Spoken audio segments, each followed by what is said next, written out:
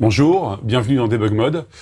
Aujourd'hui, on va pas s'attarder sur les coulisses d'une émission en particulier, comme on a l'habitude de le faire ici. On va plutôt vous parler des coulisses de la chaîne en général. Qu'est-ce qui se passe en ce moment à No Life? Vous savez que la situation est compliquée, même grave, hein, on peut le dire. Sébastien vous en a parlé dans le point sur No Life. Pour des raisons économiques, il y a une partie de l'équipe qui va devoir partir. Donc c'est évidemment quelque chose de difficile à vivre en premier pour les intéressés, parce que perdre son travail, c'est pas quelque chose d'évident, vous le savez tous. Bien sûr, c'est des gens qui ont des ressources, hein, donc il s'agit de Médoc, Moguri et Emeric. C'est des gens qui, je suis sûr, vont s'en sortir, mais quand même, ça aurait été tellement mieux de ne pas se retrouver dans cette situation. Vous savez, quand on lance un projet comme No Life, donc c'était en 2007 avec Sébastien, on pense pas du tout à ce genre de possibilités. On pense simplement de manière binaire. Si ça marche, super, on est content et on a réussi notre coup. Si ça rate, bah, tant pis pour nous, on aura raté le projet et on fera autre chose. On pense pas à l'entre-deux, à ces moments, oui, déchirant où il faut dire au revoir à des personnes. C'était déjà le cas en 2009. Il y a des personnes qui sont parties pour des raisons économiques et c'était déjà très difficile à l'époque.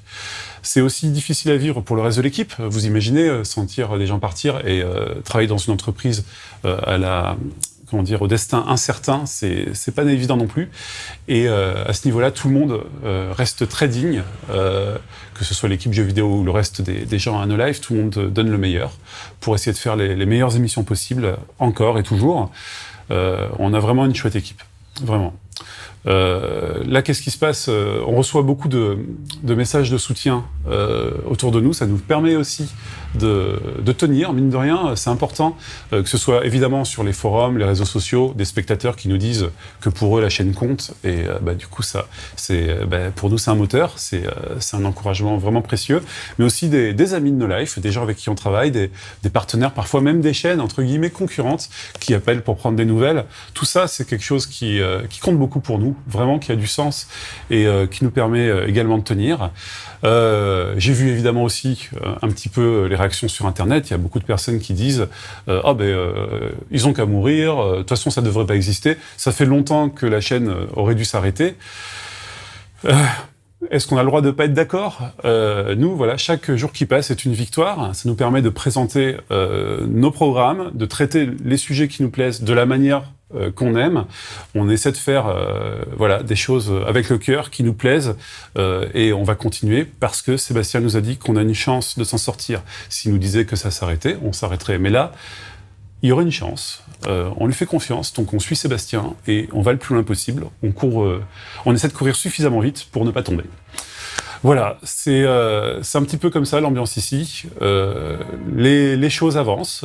Chaque jour, les choses évoluent. Pour moi, en tant que directeur des programmes, c'est certainement une des rentrées les plus compliquées que j'ai eu à gérer. Donc, quand j'ai appris ce départ, c'est un paramètre que je devais intégrer et je vous avoue que ça a été des conditions vraiment difficiles. On doit faire avec et on continue à travailler tous dans le bon sens, je l'espère. Je vous remercie tous qui regardaient cette émission et qui nous soutenaient. Évidemment, vos messages, les abonnés qui sont tellement importants pour No Life, vous pouvez pas savoir, chaque abonnement compte. Je vous remercie vraiment beaucoup. On se retrouve dans 2 semaines pour un debug mode plus classique sur une émission qui était en pause et qui va bientôt faire son retour. Regardez, lundi, dans 101%. Merci beaucoup.